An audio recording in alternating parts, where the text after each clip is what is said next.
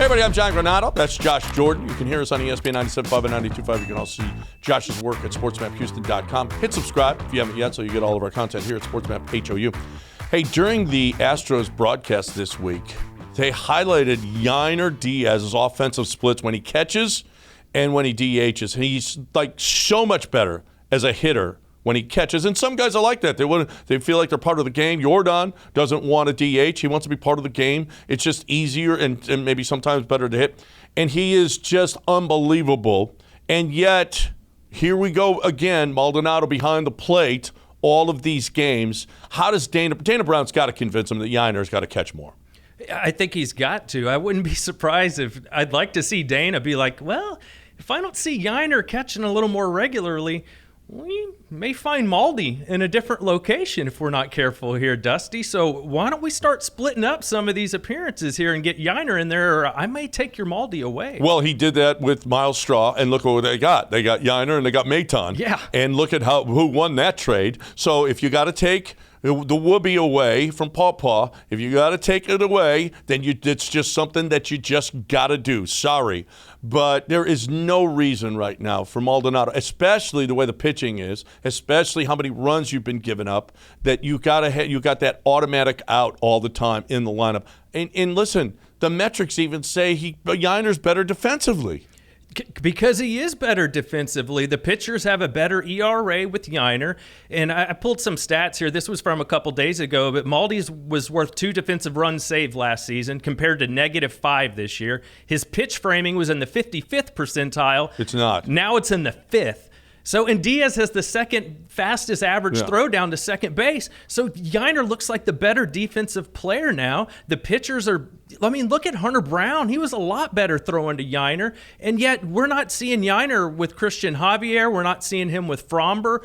Dusty said, we got to get, Maldi working with everybody. Well, he's not getting Diaz working with everybody. And how much is Maldi helping Javier over these last few starts? Well, I'm not a big believer in catcher ERA. Yep. It's, you know what? That's like that's saying that Stevie Williams, the caddy for Tiger Woods, won all those titles. No, Tiger Woods has to hit the ball, and the pitcher has to throw the ball. And if the pitcher's not throwing the ball well, sure, you can call some really good pitchers for him, but you can call good pitchers for him from the dugout. So it doesn't have to be the catcher. And by the way, framing, there is something to that. And Maldonado's not as good this year. You see him up and down and doing all kinds, dropping pass balls that are strikes. It's been unbelievable this year. He leads the league. In every single aspect, Yainer's better. Yeah, Maldi leads the league in pass balls. Yainer hasn't had any. So, it's not even really close right there. And I look at maybe last year when Dusty was really just loyal to Yuli, and he just kept running him out there, and it rewarded him in the postseason. But there wasn't really anybody at first base challenging Yuli last year. Nobody that was playing really well that needed more time, where Yainer, he deserves more playing time. Well, that said, we were calling for Trey Mancini for a while, and Dusty wouldn't put him in there. And then it turned out Yuli was much better in the postseason. Yep. But Maldonado's not going to do what Yuli did last postseason. He's just not. There's no bouncing back for Maldi. He is what he is. And what's he, 36, 37, and he's going to catch these next 4 straight games against the Mariners? Why? 4 in a row? So I feel like we're old man screaming at the clouds, though. we really are.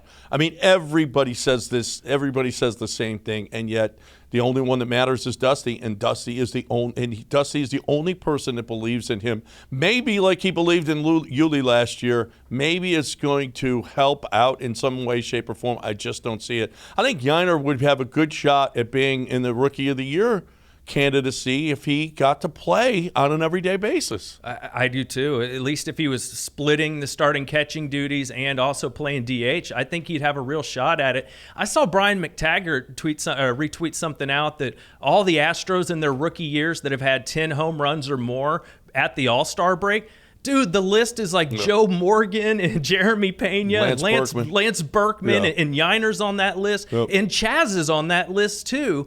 And everybody's a really good player that was listed there.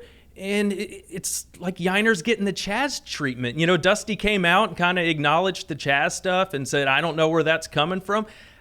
Is Yainer getting that same kind of treatment? It doesn't make sense. No, it doesn't. And we're going to have a real problem when Jordan comes back. Where's Chaz, Jake, Julks, Yainer, all of these guys, guys that you Dubon, how are they going to get into the lineup on a regular basis when they all deserve, in some way, shape, or form, maybe not Jake so much, but the other guys certainly deserve to be out there on a daily basis. And it's a good problem to have, that's for sure. But it is going to be a problem, especially, but it gives us content at least. We'll have something to talk about, that's for sure. I could make the argument that you don't need a trade for a bat if you would just play Yainer at catcher. Then you'd have, Dubon when Altuve comes back. Yep. He could be your DH. You have a lot of good Julks, whoever. You have a lot of good options if you just fix that catcher spot. Absolutely.